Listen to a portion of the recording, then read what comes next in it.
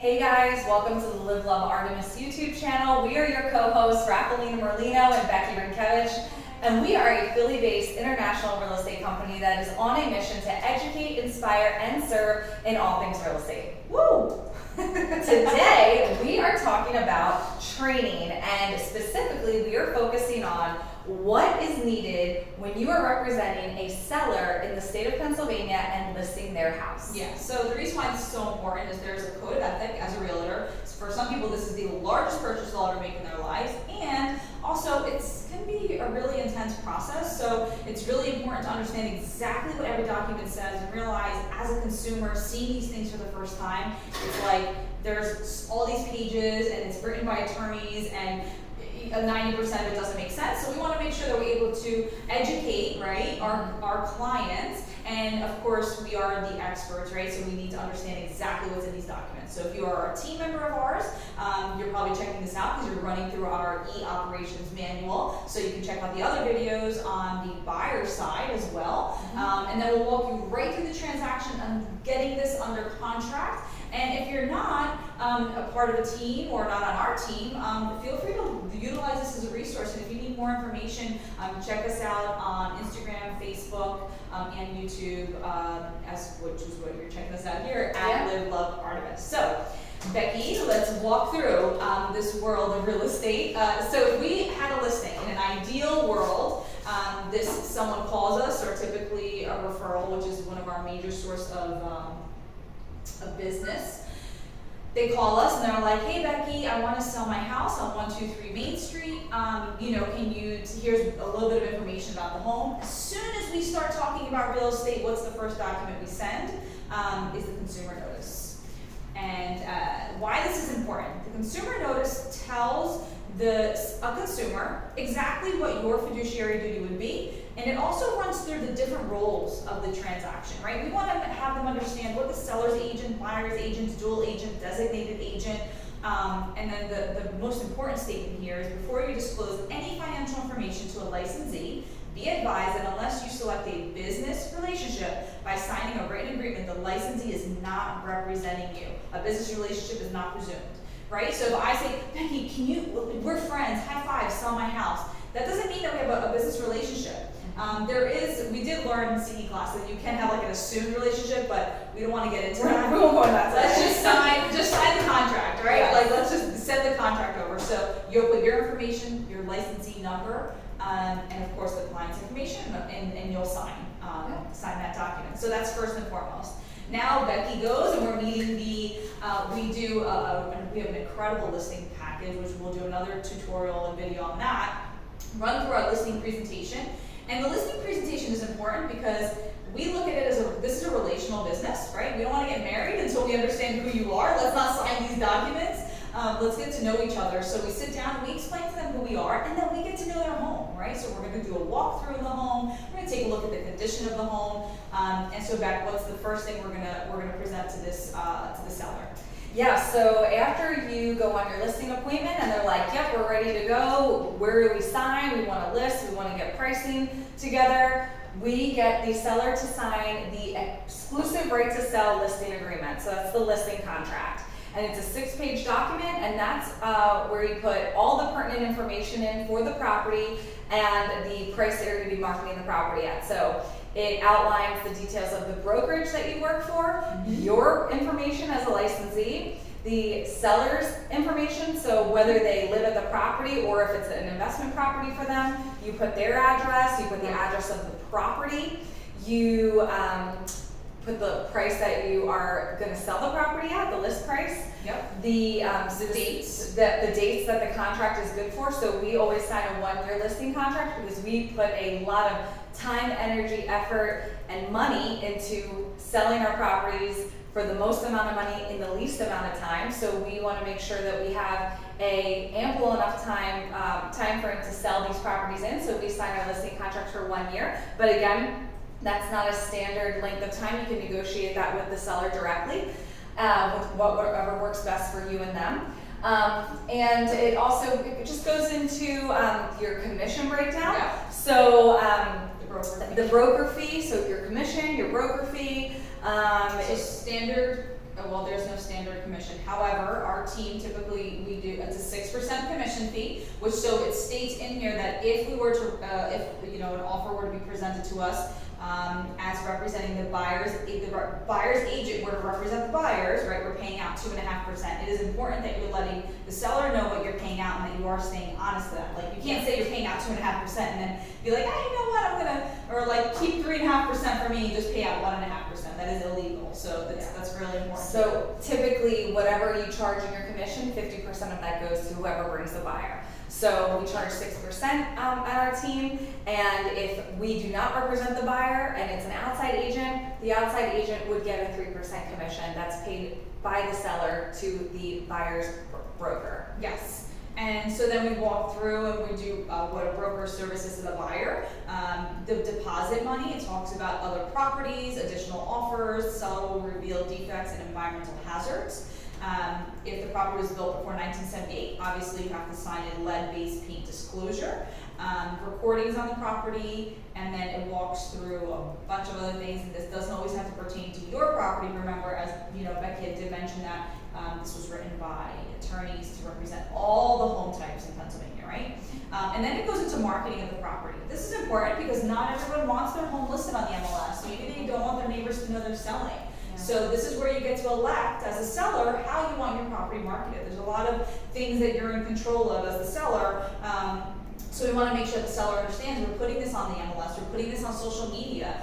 It might end up in a magazine, right? A lot of our stuff gets featured in Philly Mag. So that's also very, very important. And then it goes into fixtures. So Beck, maybe you can talk about what's included and excluded. Yeah, so in a real estate contract, legally, all fixtures have to convey with the sale of the property. So a good example that I learned years ago of how do you determine what is considered a fixture, right? So if you like say this is a house, right? This is a house, and you take the house and you turn it upside down. Hopefully nothing falls out. Okay. Everything that falls down is not a fixture. It would be considered chattel, and chattel is not legally included in the sale or when real estate conveys from one owner to another. Anything that stays, that's attached, would convey. So, for example, your stove, your range, that would convey. That would be considered a fixture. Your dishwasher, considered a fixture. If you have a built-in microwave, that would be considered a fixture. Any lighting that is, attached to your ceiling, that would be considered a fixture. Yeah. An area rug, not considered a fixture, that would fall down, right? A couch would fall down. Pool table would fall down. So fixtures convey with the sale. Anything else would have to be negotiated into the contract. Yes, and you want to be careful because buyer's agents, I actually had this happen once. We had these amazing stools that my client was not going to give in a new construction property, and they put that in there, and I don't know why we didn't see it. I don't know, who knows. We didn't happen to see it, so now that we owed them the chairs, but it was fine. We worked it out. But you do have to be careful when you're on your contract of those things as well. So then we go through, and then of course there's additional terms. So if there's a vacant land addendum, there's a short sale addendum, a single agency or property description addendum to a listing contract, and then it talks about your buyer's financing. So depending on what type of financing you want to accept, maybe you don't want to accept FHA because you know that there's repairs that need to be made to the home in order for it to qualify for that first-time home buyer program. The bank is a little bit stricter on that as opposed to a conventional type lending. And then maybe you just want cash. If this is a vacant property, you don't want, lending on it, and you know that the banks won't lend on it. And then you can go through, and there's taxes and special assessments, and as well as title and possession. So there's, you can list as much of your property. It does state here that you have read the consumer notice, that you have received the seller's property disclosure, and that you have received the lead-based hazardous disclosure. So that walks us into the next document. So with that being said, the other documents that you need to provide to the seller at the time of signing your listing contract, the next one would be your seller's property disclosure. So they legally have to fill this out in the state of Pennsylvania if it's a standard real estate sale.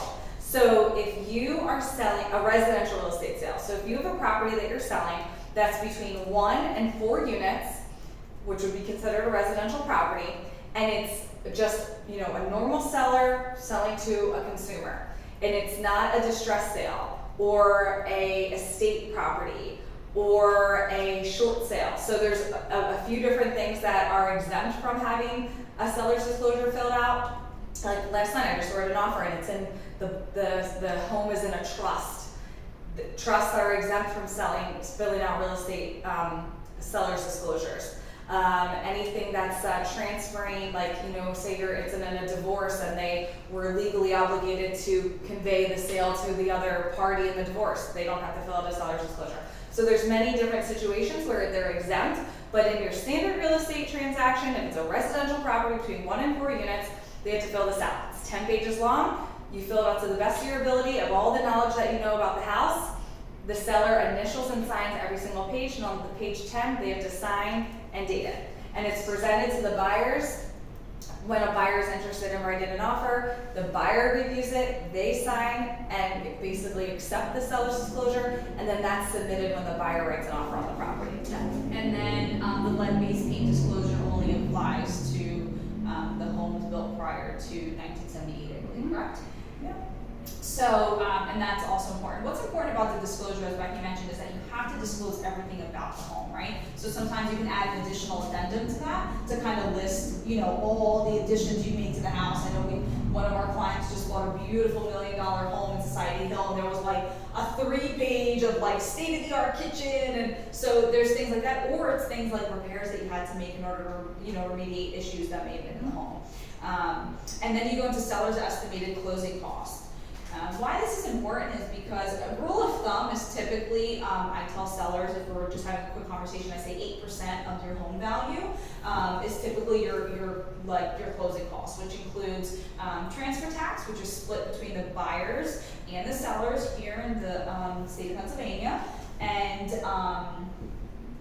there's you know, your title fees, and then there's a city certification. The city of Philadelphia requires that you apply for the certification. I believe it's $135, right? $135, and they require this, and this basically tells you if there's anything on the property, any violations, taxes that weren't paid, basically anything to the city, making sure that the house is it's a clear city certification. Let the buyer know that you're providing this clear of any violations from the city of Philadelphia. Yeah, so that's so this estimated closing costs or estimated net proceeds, sometimes it's called. It's a great way for the seller to see a snapshot of what they can expect their expenses to be when they're selling a property, and then basically you take your gross sale price, you just deduct all of the estimated costs that are associated to sell, and then you get your estimated net proceeds. So in the estimated costs, like Raph said, there's a few different things that are included. So the biggest thing would be your commission that you're paying to your agent. Then you're going to pay your transfer tax. That's the next cost associated. Yeah. Then you have your city cert if you're in Philadelphia County. If you're outside of the county and you're in the burbs, you're going to have a residential use and occupancy certification, which are different in each township that you're purchasing a home in. Some townships are extremely strict and they make you do all these crazy things. Yeah. Some townships don't even have a UNO. So it all depends on what you're buying or selling.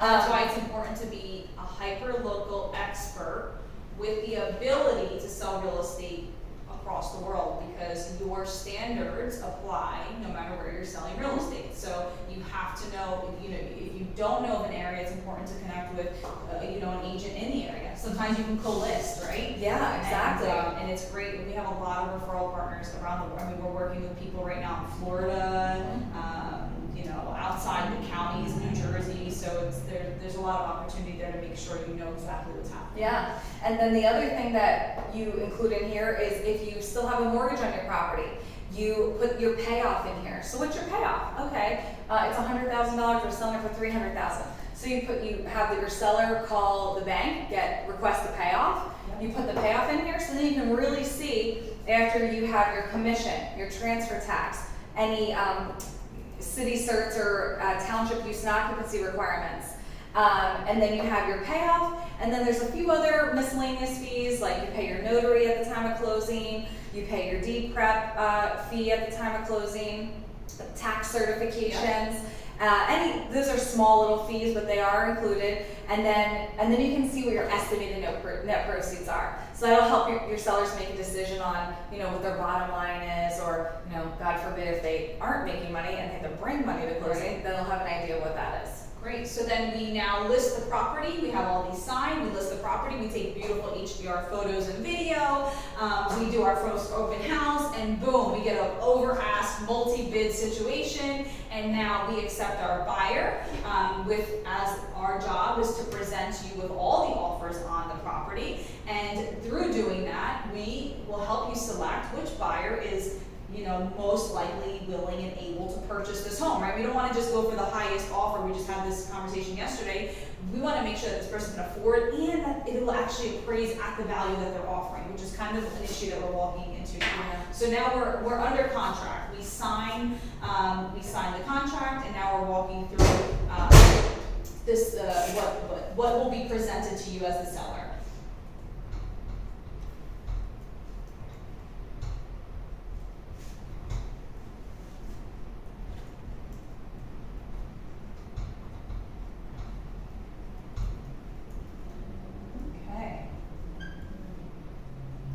All right, so when an offer is received, the buyer's agent is going to be presenting a plethora of forms to you, and your agent is going to filter through all of those forms and addendums and lay it out to you so you can make the best decision on what offer that you should accept. Yeah.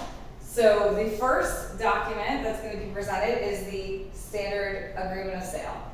Right, so this tells you the terms of your offer: price, date, a settlement date, inspection contingencies, appraisal contingencies, mortgage contingencies. It tells you how the person will be financing the home. It tells you what items in your home they're expected to be included in the offer. It tells you who is representing the buyer.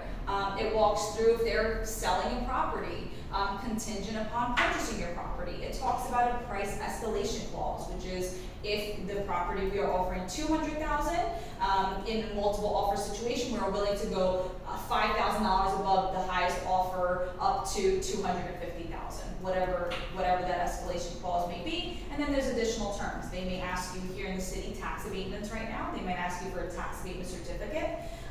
They may ask to see a builder's warranty if you're a builder, which we represent a lot of builders. So it's important that your agent is walking through. Inspection contingency timeline, it's typically 10 days. We just came across a situation where now, because there's not a lot of inspectors, because everyone's so busy, they're extending those 15 to 17 days. So that's a longer period of time for your home to be off the market and while you're waiting to go through those negotiations. Mm-hmm. So that's the agreement of sale. You will also get the buyer's financial information, which would be your pre-approval or proof of funds if you're paying cash, along with the BFI, buyer financial information statement. And this tells us how, again, are they able to purchase this home, right? It's really important. The buyer, I would say this is probably one of the most important aside from the agreement of sale. They will have signed your seller's property disclosure as well as lead-based paint if applicable. And you'll also get to see the buyer's estimated closing costs. So we want to know that they have, what does the closing cost look like for that buyer?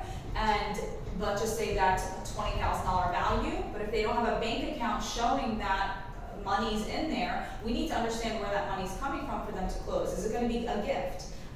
Which we see a lot of, younger buyers get gifts from family members, in order to be able to close on that property. You'll also receive their consumer notice. You'll receive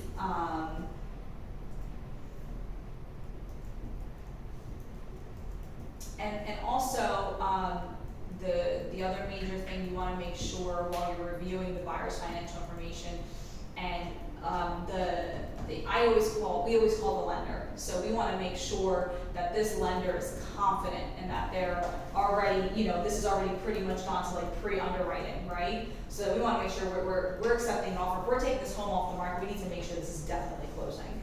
Yep. Did we forget anything?